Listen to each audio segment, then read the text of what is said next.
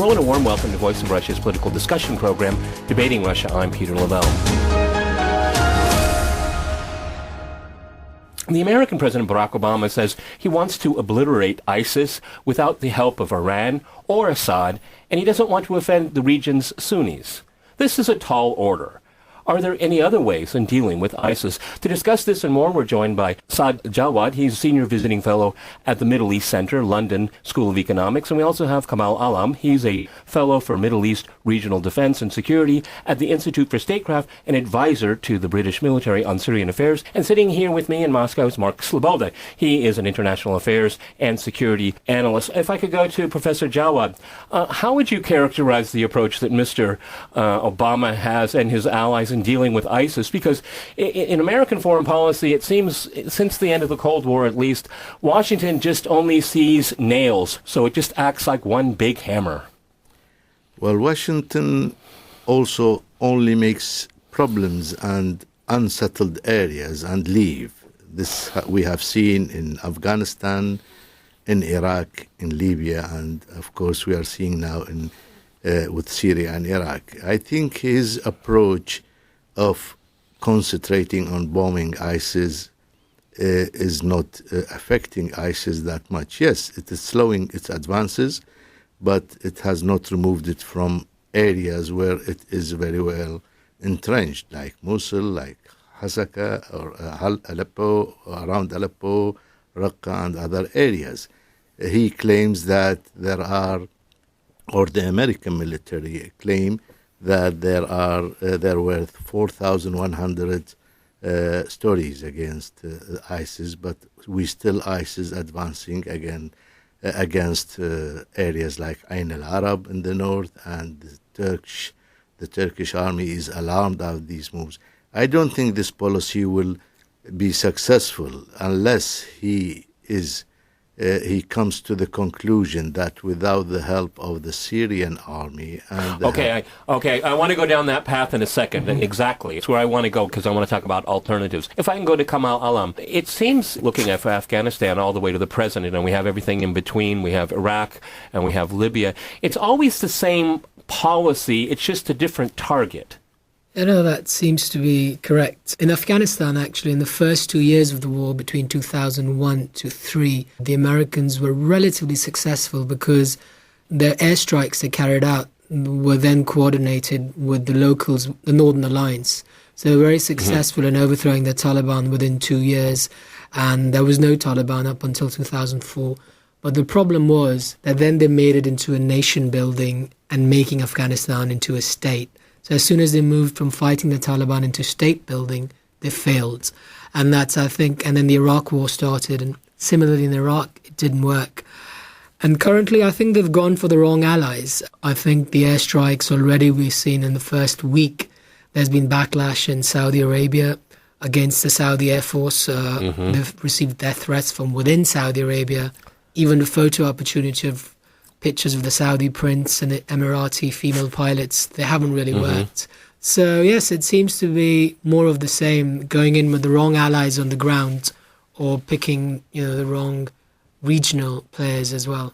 Mark, if I can go to you. This is what ISIS wants. This is exactly what they want Washington to do. Again, these players on the ground are writing the playbook. ISIS wants to turn this into a Western crusade against Islam, and they're succeeding with that narrative with people on the ground. It's amazing, obviously, that this is the way it would look on the ground, but no one in Washington seems to be able to catch on to that fact. Yeah, I think there's a lot to that. We have seen an immediate reaction from the supposedly, quote-unquote, moderate rebel groups that the U.S., the West, and its Gulf state despotic allies have previously already armed, trained, and funded, at least the ones that haven't already joined the Islamic State. I mean, we're talking about Harakat, Hazam, and others, have openly condemned the airstrikes against what they call as their allies, okay? And that it is only aiding the regime, meaning the government of Syria.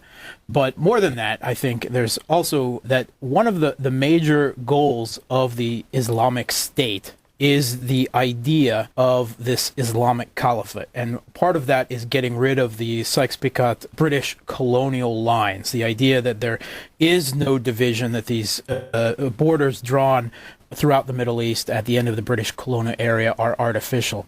And their territory stretching across Iraq and Syria is proof enough of that. But by eroding the Syrian state and sovereignty, asserting the right without the assent of the Syrian government or the Security Council to bomb willy-nilly, be it ISIS, be it Syrian infrastructure, as it appears most of the targets actually are, the United States is doing the very same thing. It's very interesting, Mark. You're absolutely. If I can go back to Professor Jawad, we do have this narrative coming out of ISIS is about unity, but Washington is breaking international law left and right. It broke Iraq into 3 states. No one wants to admit, but it's been broken up into 3 states. It violates the sovereignty of Syria by bombing it.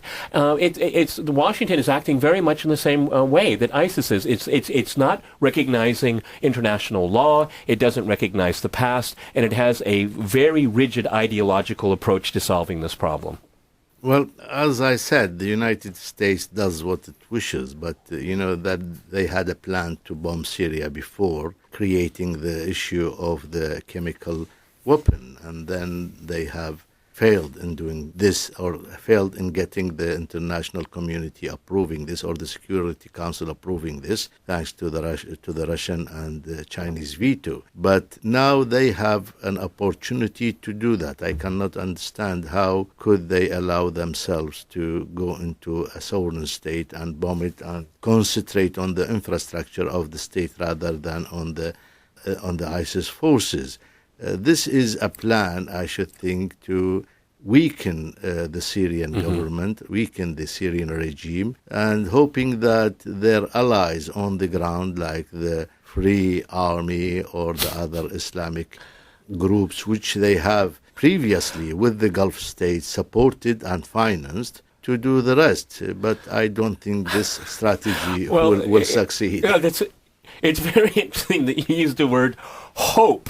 Yeah. Kamal Alam, if I could go to you, I mean, if the last 14 years have anything to do with the word hope, I'd like to know. Because, again, no matter what they do, like I started out with the program, all they do is see nails, and Washington is one big hammer. They can't seem to change their behavior, and the results are always the same. Because when we heard Professor Jawad thinking, I was not thinking of Syria as he was speaking, I was thinking of Libya. Just destroy the place.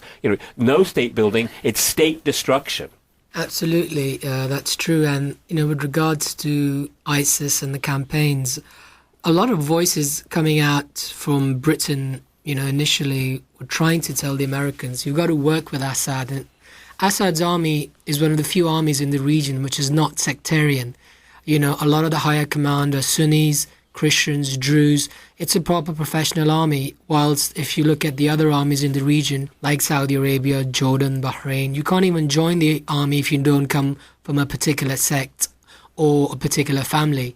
And the professionalism of the Syrian military is one of the reasons it hasn't collapsed. And it seems to be the only army that can tackle ISIS. And, the fact that America won't work with it properly means you're just exasperating the problem, because you might take out a few useless Humvees and a couple of, guys on the backs of pickup trucks. But the problem is going to remain there as long as the backers in the region remain there.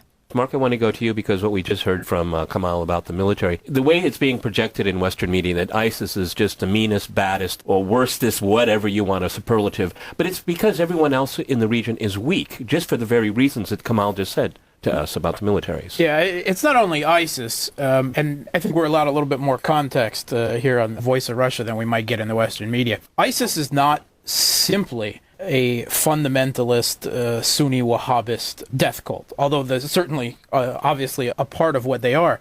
A large part that has been left out of most of the discussion on ISIS is that there are a number of former Ba'athist generals. 8 out of 10 of their generals are former Ba'athists and they are by nature secular.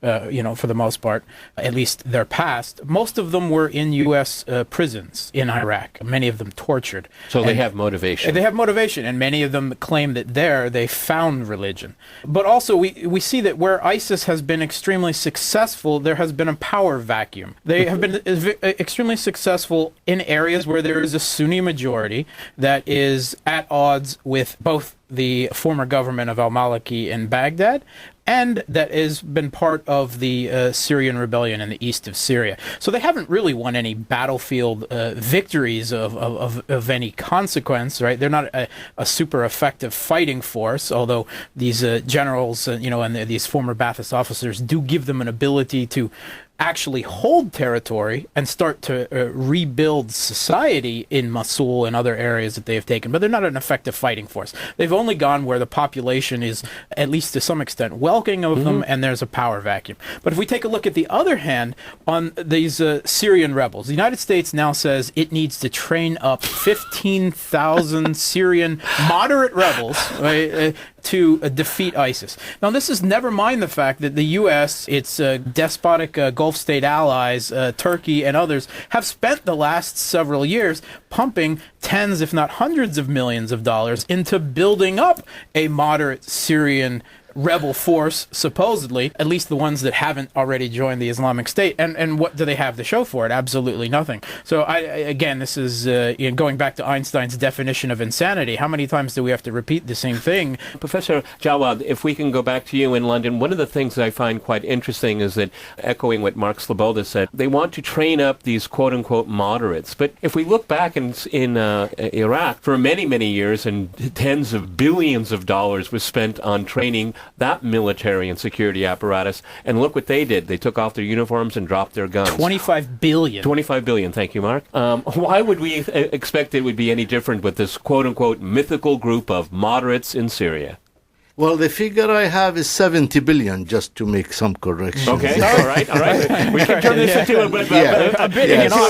It's okay with me. $70 billion spent I stand on the corrected. I like that number better. Yeah, spent on the new Iraqi army, but you know what the result is.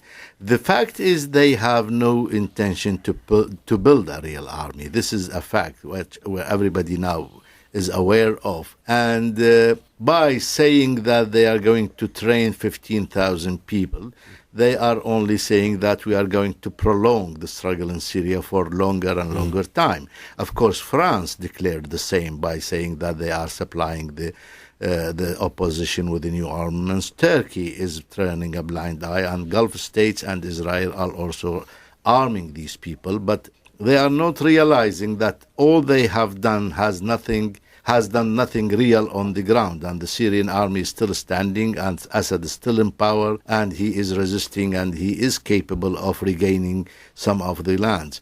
I think their intention is not to put because how could you support a group while you bomb the other group which is in alliance with the other group? I mean, Al-Nusra and Al-Hur, they were alliances before until ISIS claimed some more victories than them. And ISIS, everybody knows, was armed and supported by the other different allies of the Free Army and the others. So I think this policy is a sort of comical or sarcastic way of fighting terrorism in this area. Kamal, if I can go to you, I find the cynicism coming out of Washington just quite galling, because we even have a sitting president that is essentially passing on to the man that will, or woman that will follow him in the White House, this problem. Barack Obama is it will be dealt with after I leave. I mean, I've never heard an American president, if I could use an American metaphor, fumble the ball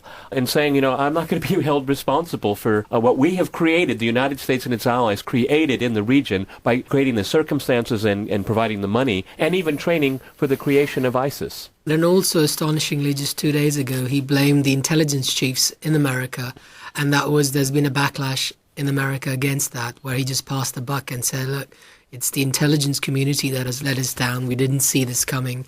But in general, we even saw this in Libya with the Benghazi episode, where you have a U.S. ambassador that was killed, And Obama just, took leave of absence, and he's been refusing to tackle the issue within his own party and within the military circles. If you have a sitting ambassador that's killed in Libya and Obama just goes and doesn't deal with the issue.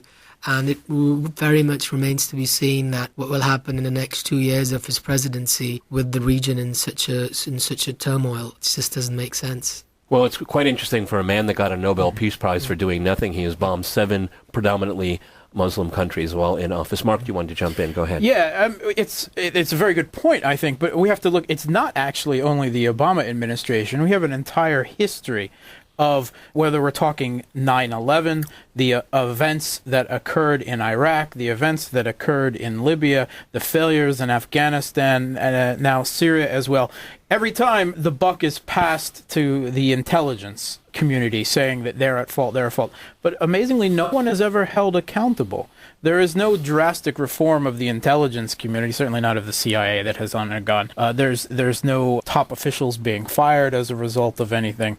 So I really have to doubt the sincerity of this. If I can add to that, if I can add to what Mark is saying, the same people that are advising Western audiences on major news outlets like BBC and CNN, and I would even say Al Jazeera, they're the same people that got us into the mess in Iraq, and no one got fired. No one lost their job. I think we're beating around the bush here a little bit, and I just want to go right to the heart of the matter. ISIS is the direct result, it is of American backlash. It is a backlash from repeated United States interventions, not only in Iraq, but in Syria as well. It is a result of a failed policy to try to overthrow the government of Assad. We've seen even the Washington Post doing headlines saying that the people, ISIS, that were bombing today, we just finished training in Jordan. Yep. So this is, again, I don't necessarily think that the U.S.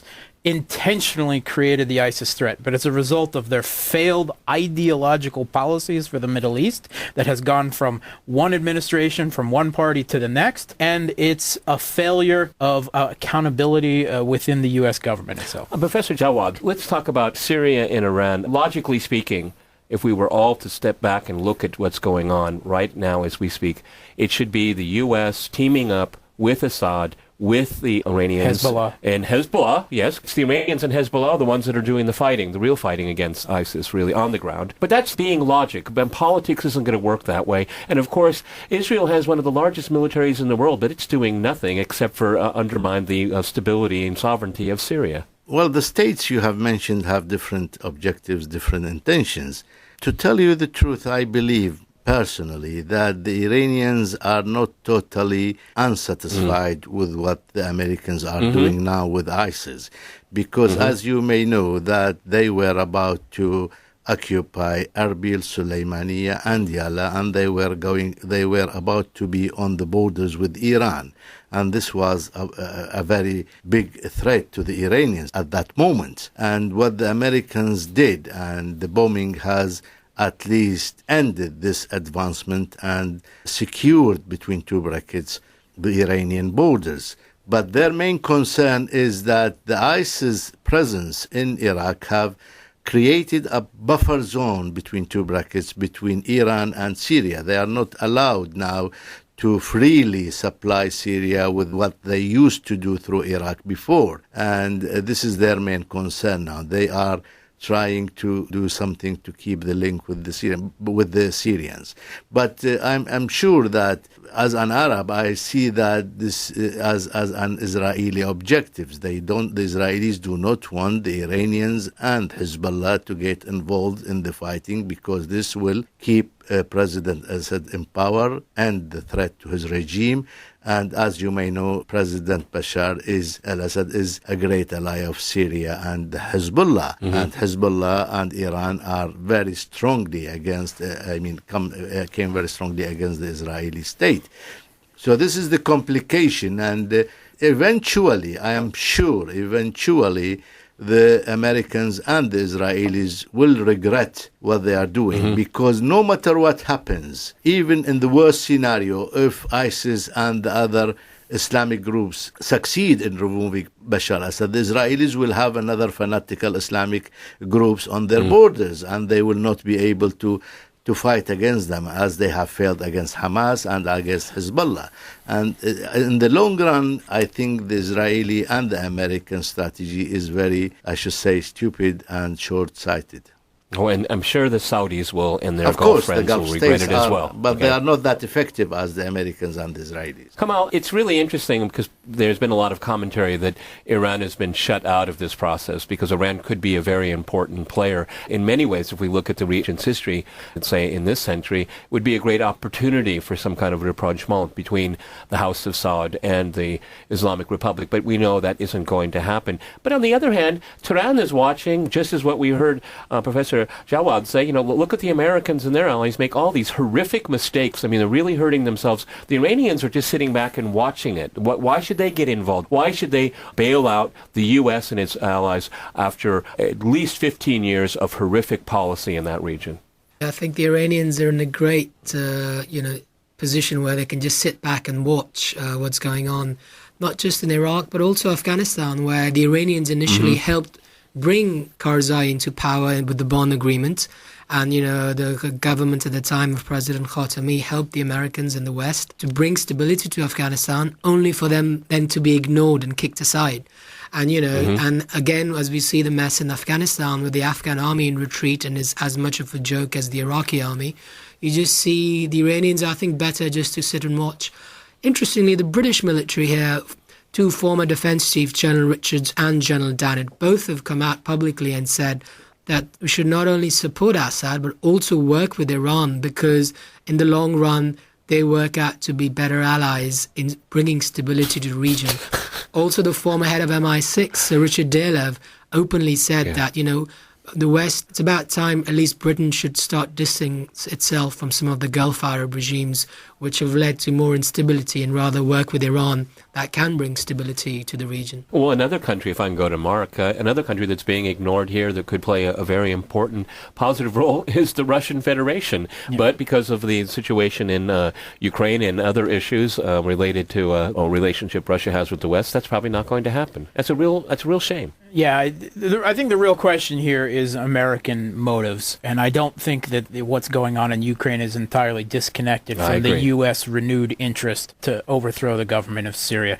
If we take a look at this fictitious group that anonymous sources in the U.S. government reported on Khorasan, which just days after they introduced it anonymously to the Western press, the same anonymous government officials then backtracked from and said, it wasn't a threat. It sounds like a cough syrup to me. Well, it is actually a historical term. It just has nothing to do with this fictitious group that they created. What is the U.S.'s real goals with ISIS? Are they really interested in ISIS for itself, or are they interested in managing it and using it to leverage out the Syrian government? Because I think that's the real fear. No one likes ISIS, except possibly even the Gulf state despots. They certainly don't want them returning home and carrying on their business there, even if they support them elsewhere. They've declared war on Russia. They're a threat to China through the Xinjiang. They're a threat to Iraq, to Iran, to Syria. They're a threat to everyone. But the question is, what are the U.S.'s real motives? Are they really interested in going after ISIS? No, I don't think so. The U.S.'s duplicity with this whole Khorasan, they're again announcing the recreation of a Syrian rebel army. So a few months ago, we were told it was fanciful, that they wouldn't happen. They wouldn't happen. And all of this says that the U.S. isn't serious about tackling ISIS. If they were serious about tackling ISIS, they would put pressure on the Gulf state allies to stop the flow of jihadists, funds, and arm into Syria. They would do the same thing with Turkey and get the border closed, which gives ISIS and these other jihadist groups, because now Jabhat al-Nusra has declared an alliance with ISIS as a result of this bombing, where previously they were fighting each other. They would close the sources of funding jihads and supplies to ISIS through what are the U.S.'s allies now, and they would go to the serious players on the ground that can put troops on the ground to fight ISIS, and that is the Syrian government, the PKK, which is still recognized as a terrorist group by the United States, and the Iranians, because there is no Syrian moderate rebel army. There is, despite the 25 to 70 billion that's been spent to create it, there is no unified Iraqi army capable of tackling. And the fact that they will refuse to even talk to Iran, Syria, Hezbollah, the PKK to actually deal with ISIS on the ground says that the U.S. is not interested in wiping out ISIS. They are only interested in managing them and using them to their geopolitical there's something advantage. to that. If I can go back to Professor Jawad in London, in looking at what's been going on in the region since the illegal invasion of Iraq, it's not hard to come to the conclusion that there are certainly people in Washington and maybe in other Western capitals, but certainly in Washington, that just want chaos in the region and try to manage the chaos, to move the chaos around, to change political alliances. It's constant manipulation and trying to determine certain political outcomes in the region, and they can't get it. They just keep trying again, and ISIS coming out, quote unquote, coming out of the blue. Well, a lot of us watching all of the money going into the region and the arms and the militarization of the protest movement in Syria could have predicted this. We didn't need the intelligence community at all. But there are elements in Washington, and I'm thinking of the neocons, they just like the chaos. Well, this is what I said at the beginning, start from the beginning. I think I said that the United States is ready to create problems without finding any solution to them. I have said that, and a lot of people also said that right from the beginning, that the Americans went into Iraq for two objectives. First, the security of Israel, and second, oil. Now, that's why they were not interested in anything else.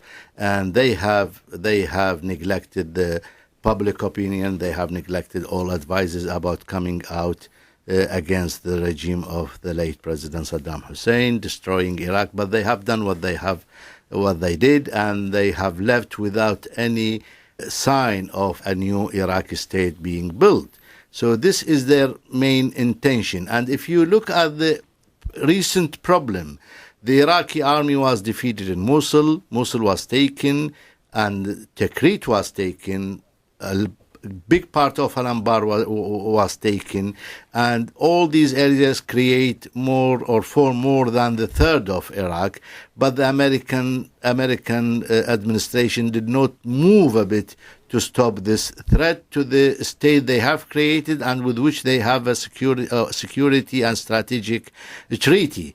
They only moved, or they were only pushed to be moved by what happened to the Iraqi Kurdistan area, because they regard this area, as the Israelis do, as the base for them to be kept intact or kept secure. And that's why they moved into the area only when they have seen the threat coming to the Kurdish regional area. But before that, they have seen nothing of the threats of ISIS or of any other extremist groups in Iraq or in Syria. Kamal, where do we go here? We're almost out of time here. Are we going to see a real serious international effort? Because Washington keeps talking about this coalition of the willing. If it's anything, it's the coalition of the reluctant, and it's really just a fig leaf. It's just going to be American bombing, and a few NATO allies will throw in a couple of planes themselves. Yes, that's true. I mean, it seems like the current strategy, it's not going to go anywhere, and this is why I think even, at least in this country, in England, where the defense chiefs have clearly said this is not going to work and we should reach out to Assad. Otherwise, there's just no point. It's like, why use, whether it's a few missiles or even a few special forces to take out 3 guys in a village or 1 oil field burning when the actual problem's not going to go away. So, exactly. As a result, unless there's a massive strategic shift to bring in Iran and Russia to solve the solution, it's just not going to work. And all the more so, as I briefly said before, Russia and Iran helped NATO in Afghanistan. If Russia hadn't helped NATO, through the northern corridor to Central Asia, NATO couldn't have done anything to stabilize Afghanistan. So, and now we see the new Afghan presidents are actually reaching out to Russia to help build Afghanistan. Despite of all of NATO's $1 trillion going into Afghanistan, the Afghans still trust the Russians more, and the Iranians. So that's a good indication where someone really needs to think carefully how to work with Russia and deal with them to bring stability into the region. If I may jump in, Peter, just real quick. Yeah, two comments. comments. Go ahead. I think the Russians should not wait for the Americans or the others to interfere in that. They should approach these governments in Syria, more in Iraq and more in Iran, and to create something in favor of the region. The second thing, to the best of my knowledge, I think the Americans are trying to talk to the Syrians indirectly through the British people, the British government, and they are doing this secretly, just for the information. Okay, well, I hope you're right. I want to thank both my guests in London and my guest here, Mark Sleboda, in Moscow. You've been listening to Voice of Russia's political discussion program, Debating Russia. I'm Peter Lavelle. Stay with the Voice of Russia.